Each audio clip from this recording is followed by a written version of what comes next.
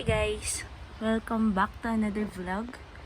So, it's been a week after my operation and hindi talaga ako nakapag-vlog last week kasi sobrang nanghihina ako.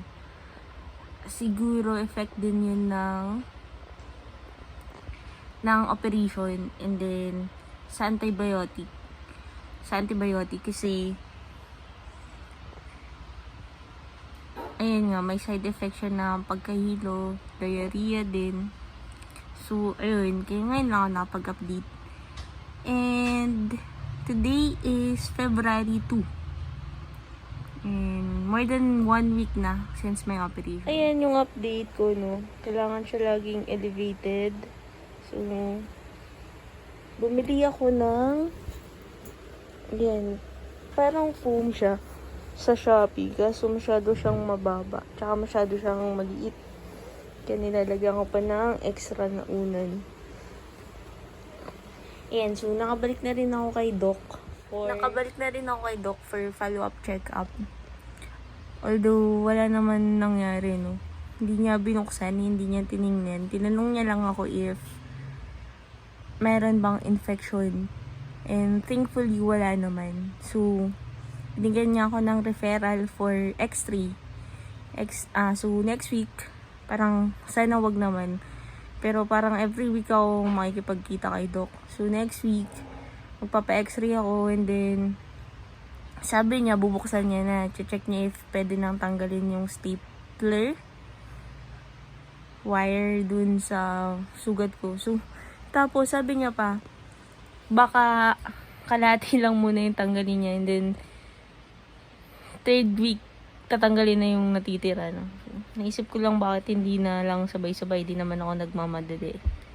Char! Pero sige, sundin natin si Doc. So, ayun lang guys. So far, so good. We're just counting the weeks para sa full recovery. And, yeah. So, ayan guys, today is Saturday. So, nakaligo na ako. Siyempre, bawal mabasa yung sugat, no? So, nilalagyan natin ng plastic yung buong binti ko. Hindi ko na mapapakita kung ano itsura nung sugat ko, no? Pero, mukhang patuyo naman na siya. So, ginagawa namin to every 2 days kasi yun yung advice ni Doc. Nilalagyan lang ng betadine. Tatanggalin lahat. So, ito pala is splint. Hindi pala ako na semento, guys, no. Splint lang to. Tapos, may parang bulak. Tapos, may 3 akong bandage. So, ayan yung parang protection para ma-make sure na hindi magagalaw yung ating sugat.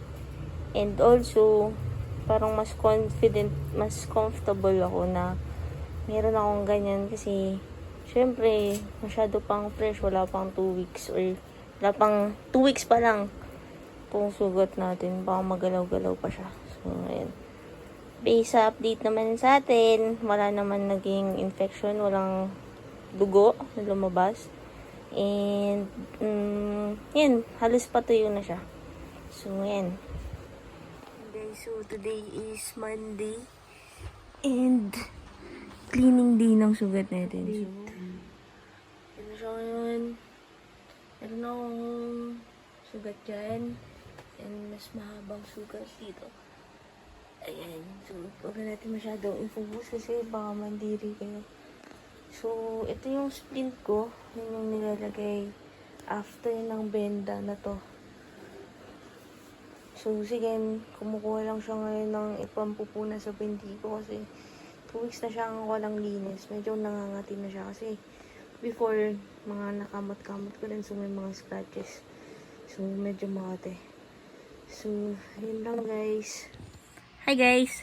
So, today is Wednesday, February 7. And galing na ako sa check-up with Doc. So, sabi niya okay naman yung result ng X-ray. So far, so good. And share ko rin dito after neto. And papakita ko rin kung paano niya tinanggal yung staple wire dun sa sugat. So, dikit na daw. So, kaya niya tinanggal na lahat. And medyo masakit siya.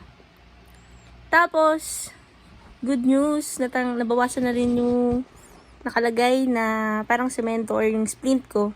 So, pang ilalim na lang. Di alata no guys, kasi meron yan dito sa gilid, dalawang gilid, dun sa mga sugat. So, tinanggal na ni Doc yun. Mas magaan na siya. Meron na lang ako is yung pang ilalim na lang. So, sabi niya, balik na lang ako after 1 month for follow-up checkup. And then, check or estimate na kung kailan talaga pwedeng tanggalin yung screw. Hopefully, mabilis na lang. So, 4 na weeks para follow up kay Doc. And, ayun. Natanong ko rin sa kanya na, kung kailangan ko pang mag-rehab. Kasi, syempre, December 28 pa ako natapilok. And today is February 7, so medyo matagal na. So, sabi niya possible kasi nga, yung muscle, tawag dito?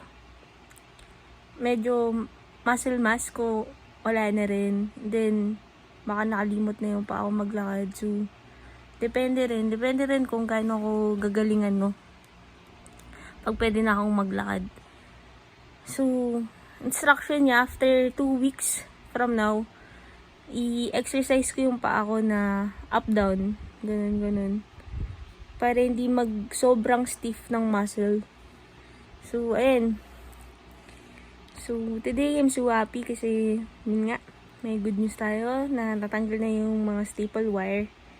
And, konting tiis pa. Makakalakad na rin tayo. Bye!